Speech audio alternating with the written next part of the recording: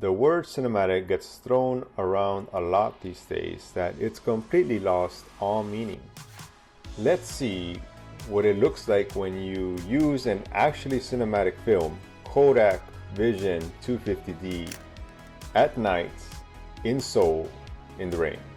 Now this is a 250D film. It's meant to be used in the daytime. So why would anyone use Kodak Vision 250D at night? That's because it turns the very warm colors such as tungsten street lights, and they shifted everything towards kind of the cyan, blue, magenta. You get that kind of cyberpunk look. Or for all you normies out there, you get the cinematic teal and orange look without filters and without processing. Not only that, but the grain is extremely fine. That means you can push it 2 or 3 stops and the grain stays pretty tight. So this translates as you get those motion picture film looks without the consumer look of regular film in your photos. So the night pictures are very clean, in other words. Now, one of the other great things about Kodak Vision 250D, it's got more than 14 stops of dynamic range. So you can heavily underexpose and you can recover the shadows while processing. Likewise, you can also overexpose the highlights and you get to keep them. That means when you have night scenes with lots of bright signs and deep shadows, they're not gonna clip as easily. You'll be able to edit them quite nicely. And another thing that rarely anyone really talks about is the halation around lights. So these days, many people like using the black mist filter on their new expensive cameras. Well, Kodak Vision comes with a REM jet layer. Now this is usually removed for still photo, but the halide structure causes some really pretty looking red and orange halation around the lights. And it comes out in some of my photos. So this iconic glow is like very popular with Wong Kar-wai films. If you're familiar with Wong Kar-wai, is one of my favorite filmmakers, or kind of J.J. Abrams, if you don't know who Wong Kar-wai is. So to end this portion, why shoot with Kodak Vision? You're going for that film look straight out of camera, but not the consumer film look. You're going for the motion picture film look. So all the colors, the contrast, the highlights, they all roll off and are tuned for cinema. So if you like movies like Rogue One, Dune, Euphoria, you're getting that straight out of your still shots. And as I mentioned before, pushing 2 stops on this film is like shooting film that's got an ASA of 1000 and it still looks gorgeous. So effectively, you've got a 1000 ASA speed film at night. And that's some of the reasons that you would be using Kodak Vision 250D. Now, let's talk about why you're really here. The gear. When it comes to 35mm photography, my go-to camera is the Pentax K1000. Usually I pair it with the Pentax 50 1.4. That is my go-to setup. Now I do have other lenses, but this is just the one that I usually find myself most drawn to. However, these days, film is just so expensive. So I find myself using the Canon Demi EE17 much more frequently. However, for this video, I did not take any of these pictures with the Canon Demi, although it is something I would like to do in the future. When it comes to the settings that I used, I didn't use a tripod or anything of that sort, although I have done it in the past. All the pictures that you see here were shot handheld as steadily as possible. Now, there were times when I underexposed quite a bit. It can be helped since the minimum shutter speed on the Pentax K1000 is not the best. However, if I did have a tripod, I think I could have used the shutter release and that would have gotten much better exposure. But luckily, as I mentioned before in this video, you can get so much detail out of this film, 2 stops worth, in case you mess up. Now, I didn't actually pool any of this film. I wanted to shoot it as it is, but I did bring back some details in Adobe Lightroom, and I was really surprised how much I was able to do with just Lightroom alone.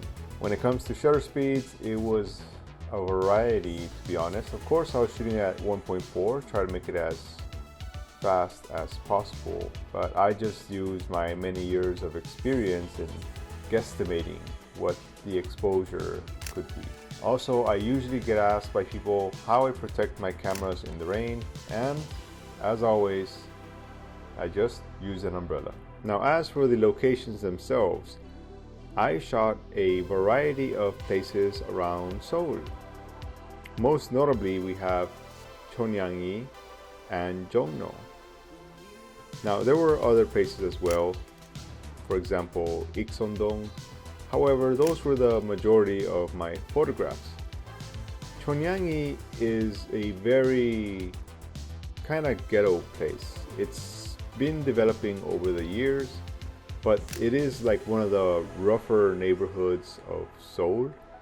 In fact, there's a lot of sketchy stuff that goes on there that I try to avoid capturing on camera just because I don't want to make people's lives any harder. But what I do love about these places is the grittier side of Seoul that most people often leave out when they talk about this city. Now, when it comes to taking photographs of neon lights or night photography in general, people often think that you need to find locations with lots of lights, but that couldn't be further from the truth.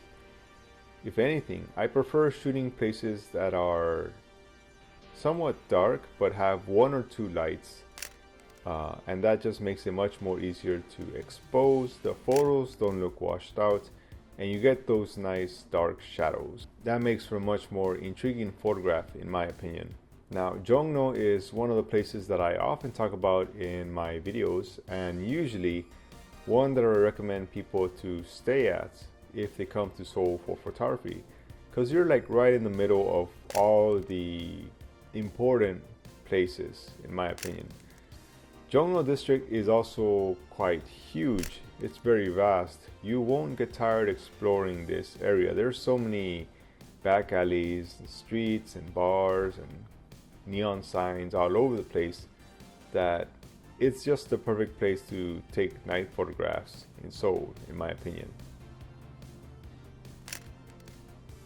Now, near Jongno we have this very hip area called Ikseondong. I managed to photograph it when there's very few. I managed to photograph this after dark. Of course, that's usually my favorite time to be out taking photos because there are less people around.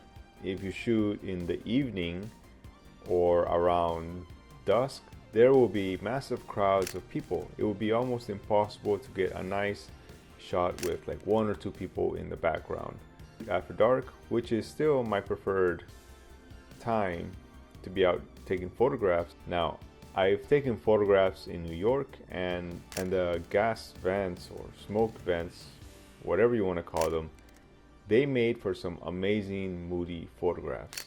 Seoul has some, if you're lucky, you can see things like that, but it's just something that usually takes place during winter, but it creates really amazing moments. Why don't we do a little editing now? Now, this is an image as it was scanned. First thing I would like to do is to fix these levels. So I'm gonna move the highlights down and increase the whites. That looks good. And this is really all up to how you like it, but I would like to crush the blacks a little bit. There, that's looking nice to me. Maybe give it a little bit more in the highlights. And yeah, I'm lowering the shadows here, give it that nice, more darker look. This is the way I like it.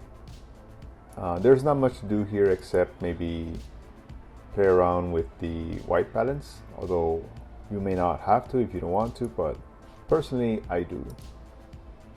Here we go. I think that's looking quite nice.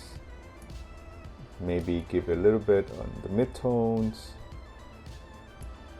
just a little bit. There we go. And I'm gonna play around with the texture and clarity a little bit. So personally, for me, this is more than enough. You can play around with contrast and other things, but I think it's looking quite well like this. At this point, if this was the normal If this was a normal photo, I would then denoise it. But since this is shot in film, I don't think that's really necessary, but I can add a little bit of sharpening. So these are settings I like to use: 70, 1.5, 10, and 30. The luminance doesn't really do too much when it comes to film, but you can if you want. I mean, it kind of makes it more kind of like a painting, but I like to keep it kind of low when it comes to film photography, because I do like the grain, so I want to keep that. And yeah, I mean, to me this looks quite nice, and I'm going to leave it at this. Maybe push saturation a little bit, but not by much, maybe 5. And I think that's a pretty good looking photo.